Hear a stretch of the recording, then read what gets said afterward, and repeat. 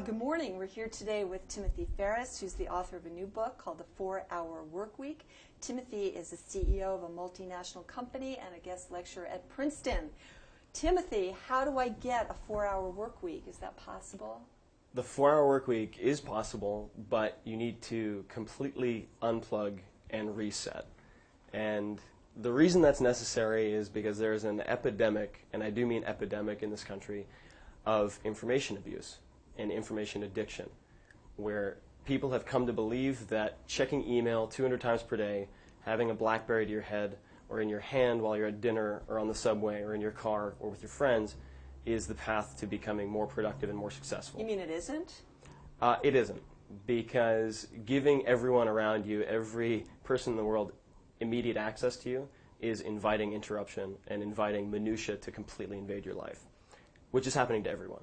Did it happen to you? It did happen to me. I had no intention of writing this book, but from 2000 to 2004, I was working at startups in Silicon Valley. I started my own. I was CEO, and I worked from 7 a.m. to 9 p.m. every day. I checked Outlook, hitting send receive 100 to 200 times per day, like a rat with a cocaine pellet dispenser. Slept under my cubicle, sent emails on Thanksgiving to prospects. It was a depressing scene, and it's a very, unfortunately, common scene. And I think everyone is at a point of overwhelm. There is more information than we can possibly organize. Time management is dead. Well, how do you turn that around? The way you turn it around is you have to completely unplug and reset.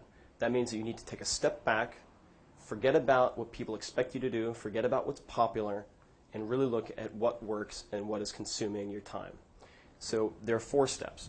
There's definition, elimination, automation, and liberation. Definition is simple. First, you need to define your ideal lifestyle. What do you want to be doing from when you wake up to when you go to sleep? And so what do you want to have? What do you want to be? What do you want to do? And how much does that ideal lifestyle cost? And that becomes your target. Elimination is simple. It's getting rid of everything, all the static, all the noise, all the interruptions, all the micromanaging, all the people possible that interfere with getting you to that ideal lifestyle. The third, automation, is about taking the few remaining tasks that are important but time-consuming and either delegating, automating, or somehow outsourcing them. So in my particular case, I have an army of MBAs in India, about 25 of them who work for $4 an hour and take care of tasks that would otherwise consume hundreds of my hours.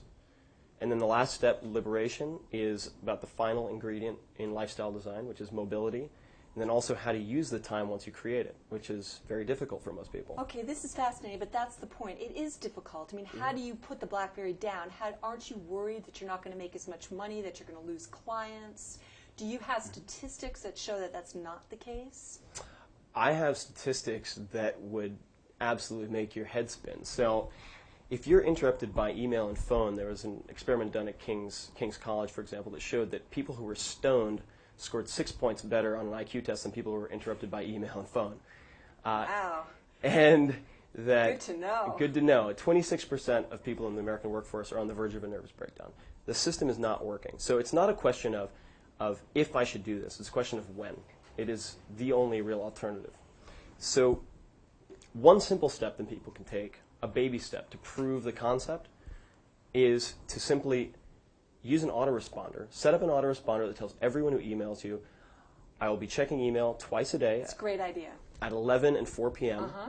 If you require a more urgent response before one of those 2 times, call me on my cell phone. Okay, if I start losing customers, I'm going to call you, Tim. You can call me. Okay. What's going to happen, instead of losing customers, is you'll get more done in the next 48 hours than you would in the next 2 weeks. Well, I appreciate this, and I look forward to my 4-hour work week. Thank you very much. You're very welcome.